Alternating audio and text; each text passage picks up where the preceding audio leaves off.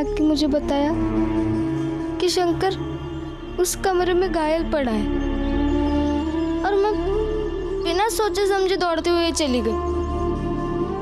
बस इतनी गलती थी मेरी। रमा,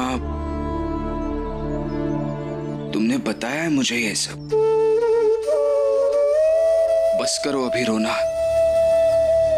मैं जानता हूं कि तुम बिल्कुल भी गलत नहीं हो, लेकिन सबकी नजर में मैं चरित्रहीन हो गई। सबके लिए मैं बुरी बन गई। लोग क्या सोच रहे होंगे मेरे बारे में? तुम रोना मत। मैंने तुमसे पहले भी कहा है, सब लोगों से हमें क्या लेना देना है। मैं जानता हूं ना कि तुम कितनी अच्छी हो और कितनी सच्ची हो, और मैं ये भी जानता हूं कि ये सब लोग सिर्फ इसीलिए ये कर रहे हैं ताकि किसी ना किसी तरीके से तुम परेशान हो जाओ और रोने लगो। बस यही इरादा है इन लोगों का। लेकिन रमा, ये समय इस तरह से रोने का नहीं है, हिम्मत से काम लेने का है। काम पर चलते हैं।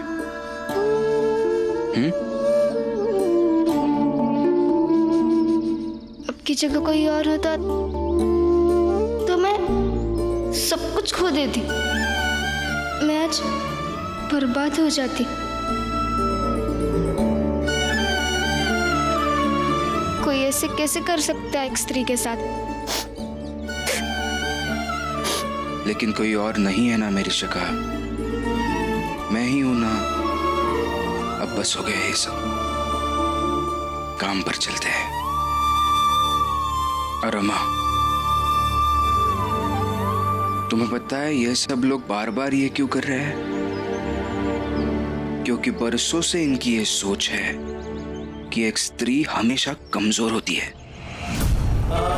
लेकिन तुम्हें यही साबित करना है रमा कि रमा कमजोर नहीं है। चाहे जो हो जाए, कमजोर नहीं है।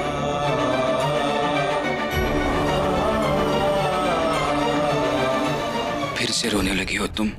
चलो, मैं एक काम करता हूँ, तुम्हारे काम की जगह पर तुम्हें छोड़ता हूँ और वहां से मैं काम पर जाता हूँ। उठो, आ जाओ।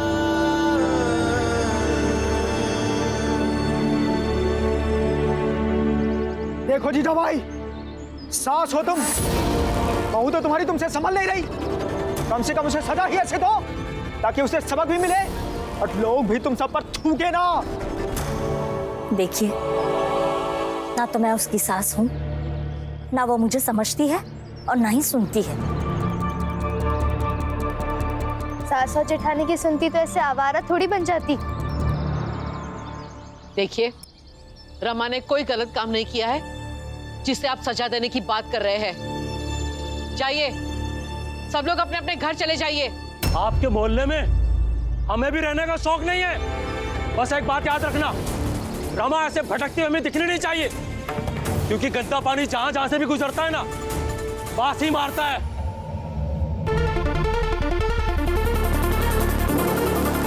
चलो भाइयों, चलो।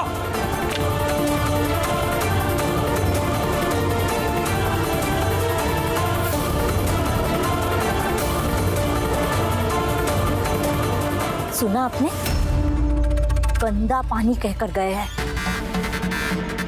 कम से कम अभी तो समझाइए और सोचिए कि इस मुसीबत से कैसे निपटना है। तुझसे और उम्मीद भी क्या कर सकते हैं? तू भी तो इन्हीं की भाषा बोलेगी ना। गंदा पानी को अगर गंदा पानी नहीं कहेंगे तो और क्या कहेंगे? और चाल वालों, वो गंदा पानी हमेशा तुम्हारे आसपास ही रहेगा। इसका तो कुछ ना कुछ अच्छा से हिसाब किताब करना ही पड़ेगा, क्योंकि चाल में और भी बहु बेटियां रहती है। उस पर इसका असर कैसा पड़ेगा? मेरा क्या है, मैं तो अकेला हूं, निकल लूंगा।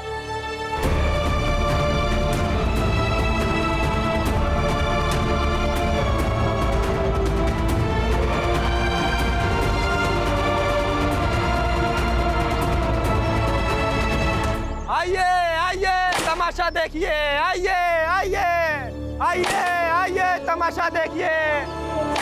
ये मेरा दोस्त है, अपने आप को जितना भी मारे इसे चोट नहीं लगती है। आइए आइए तमाशा देखिए, आइए।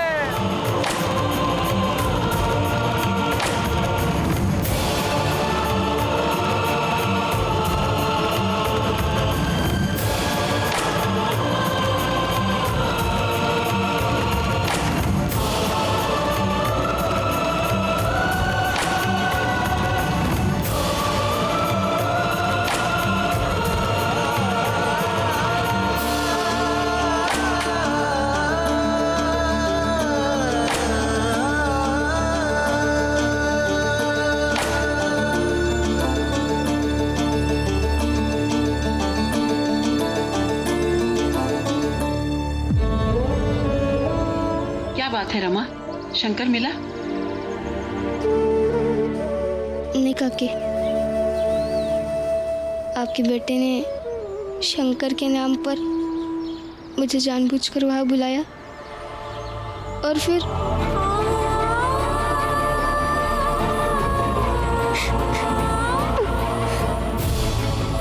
क्या हुआ? तुम रो क्यों रही हो? साधु ने कुछ किया? बताओ रमा।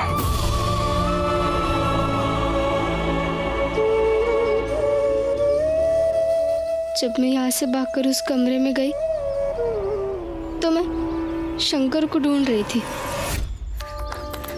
दीदी, शंकर वहीं है। शंकर, शंकर,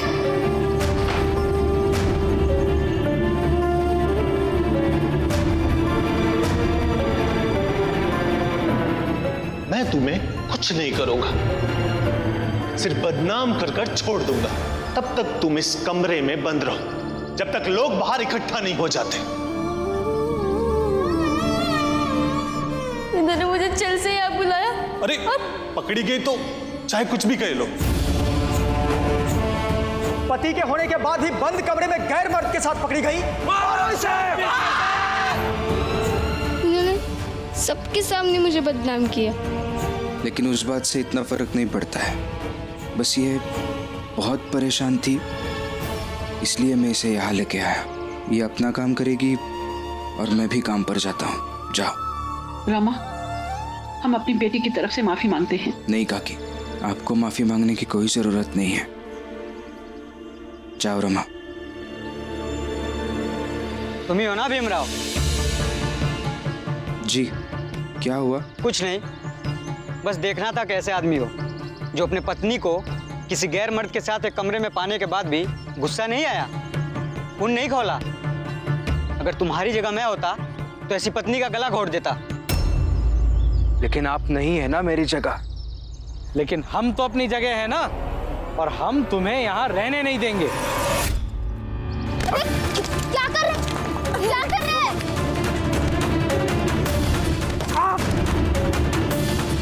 ऐसे कायर को रोज पत्थर से मारना चाहिए। चलो रे। आपको चोट आई है, आपको दर्द कर रहा होगा, अब घर जाके आराम कीजिए। कुछ नहीं हुआ है मुझे, तुम काम करो। मैं कह रही हूँ ना, आप घर जाके आराम मैंने कीजिए। कहा ना रमा, कुछ नहीं हुआ है मुझे। रमा, तुम दोनों को घर चले जाना चाहिए, नहीं तो बाहर ऐसे लोग पत्थर फेंकते रहेंगे। जाओ जाओ रमा।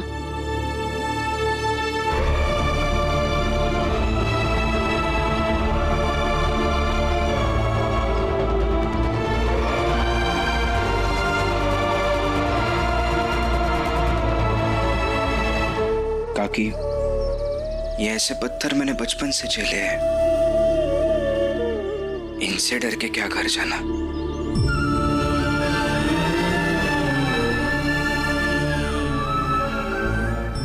रमा का ख्याल रखना, चलता हूं।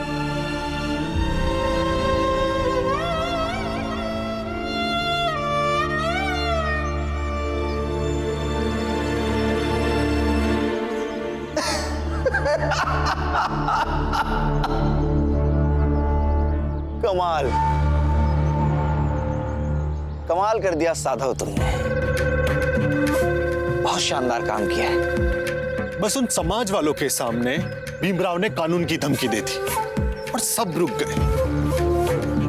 लाठी डंडा ले रमा को समाज से निकाल देते तो मजा आ जाता। आएगा, मजा भी आएगा और मजा आएगा।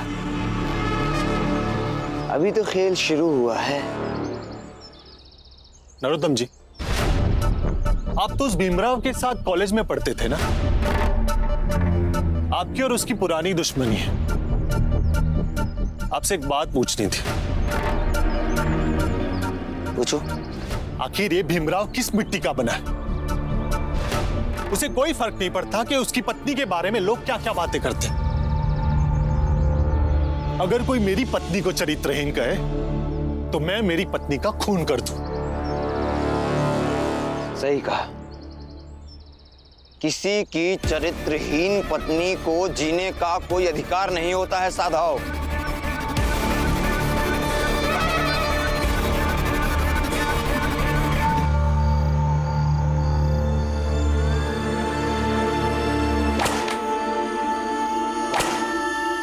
पुरंजन, आज हमने कल से ज्यादा पैसे कमाए हैं। लेकिन राम जी, ये काम करके पैसे क्यों कमाना? मैंने पहले भी कहा था, अभी भी कह रहा हूं कि हम दूसरा कोई काम ढूंढते हैं, वो काम करेंगे। पुरंजन, भावुक मत हो। हम काम ढूंढ रहे हैं ना। कोई काम मिल जाएगा तो ये काम छोड़ देंगे, लेकिन जब तक कोई काम नहीं मिलता तब तक यही काम करते हैं। वैसे अब तुम्हें पैसे गिनने की जरूरत नहीं है। जी, मैं कुछ समझा नहीं। अरे घर में टकसाल खुल गया है, नोट छापो, मजे करो। कहाँ चिल्लर गिन रहे हो? अब साफ साफ कहिए ना, आप कहना क्या चाहते हैं? आपकी बहू ने पैसे कमाने के लिए समझौते करना शुरू कर दिए हैं, अब कमी थोड़ी रहेगी। बकवास बंद कीजिए। ऐसी बातें करते हुए आपको शर्म नहीं आती? आपकी बहू गैर मर्द के साथ बंद कमरे में पकड़ी जाए तो ठीक, और वही बात हम बोल दें तो बेशर्म।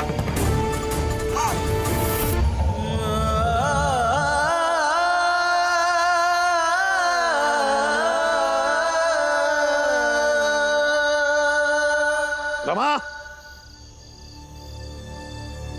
रमा, रमा, आ रहा हो रमा? राम जी, तुमको भी पता चल गया क्या? हाँ? हितेश भाऊ, लग तो रहा है।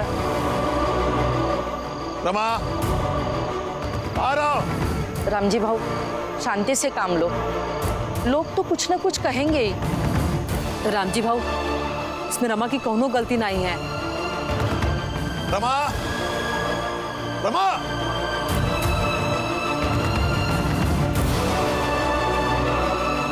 जी बाबा।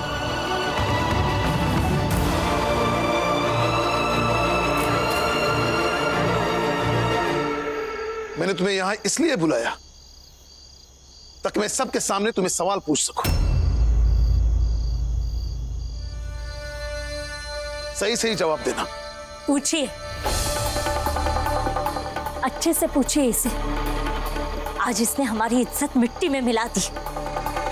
हम भले ही छोटी जात के हो, भले ही गरीब हो, लेकिन हम पर कभी चरित्रहीनता का दाग नहीं लगा था। पूछिए। रमा, सही सही बताना, झूठ मत बोलना।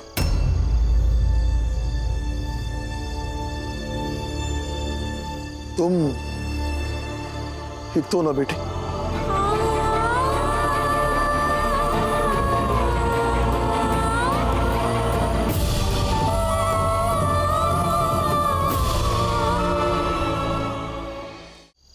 इन सब लोगों ने तुम पर जो आरोप लगाए हैं उससे तुम परेशान तो नहीं हो ना? तुम किसी तरह की ग्लानि में तो नहीं हो ना?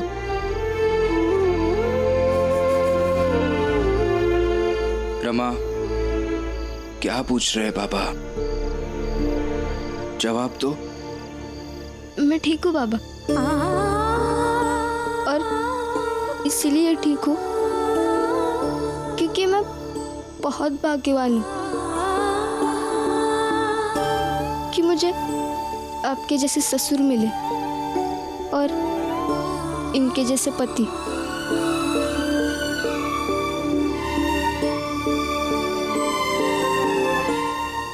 जिन्होंने मुझसे सफाई नहीं मांगी, बल्कि ये जानना चाहे कि मैं कैसी हूँ। मैं ठीक हूँ बाबा, बिल्कुल ठीक हूँ।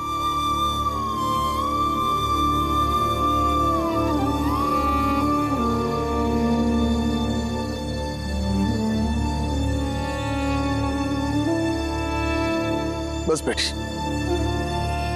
यही जवाब चाहिए था, और ये जवाब सबके सामने चाहिए था,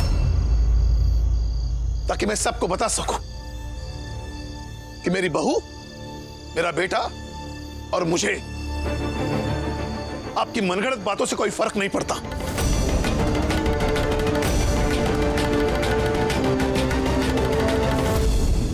रमा मेरी बेटी की तरह है, इसके बारे में कोई कुछ भी कहे मुझे कोई फर्क नहीं पड़ता। हम भी जब से रमा को जानत है ना, उसका चरित्र बहुत अच्छा है, इसलिए हमको भी कोई फर्क नहीं पड़ते कोई कुछ भी बोले।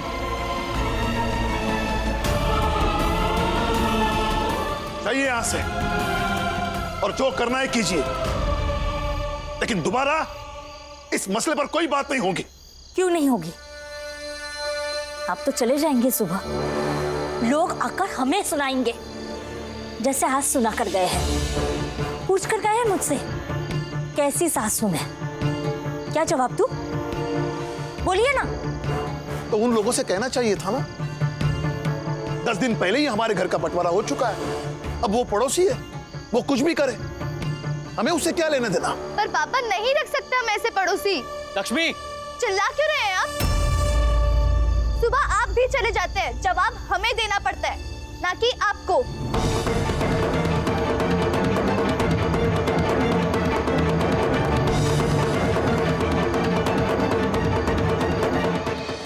पापा, नहीं पसंद है हमें ऐसे पड़ोसी। लक्ष्मी, पसंद नहीं है तो जवाब मत दो, कोई जोर जबरदस्ती नहीं है, लेकिन अपनी जबान से इतना जहर उगलने की जरूरत नहीं है तुम्हें। चलो अंदर। सही है, हमें भी ऐसे पड़ोसी नहीं चाहिए। सही कह रहे हैं हितेश बाबू, अगर ऐसे पड़ोसी हमारी चाल में रहेंगे तो हमारी बहू बेटियों पर बुरा असर पड़ेगा। राम जी, एक एहसान करो, एक एहसान कर दो हम चाल वालों पर। जैसे तुमने भीम और रमा को घर में बांट के रखा है ना, वैसे ही भीम और रमा को इस चाल से बाहर कर दो, निकाल दो। हितेश, कुछ भी मत बोलो। ऐसे कैसे निकाल देंगे घर से? काहे निकाल देंगे? हितेश बाबू, भीम और रमा को इस घर से नहीं निकालूंगा, चाहे कुछ भी हो जाए।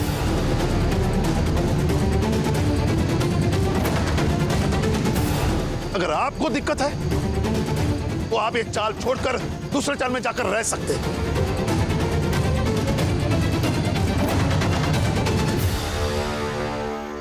कब तक भागेंगे आप इन सवालों से? हजारों सवाल हैं इनके, और उन हजारों सवालों के जवाब बस एक ही है। आप अपनी बहू को चाहे जो मानते हो, लेकिन उसकी चरित्रहीनता की सजा आपको खुद देनी होगी उसे।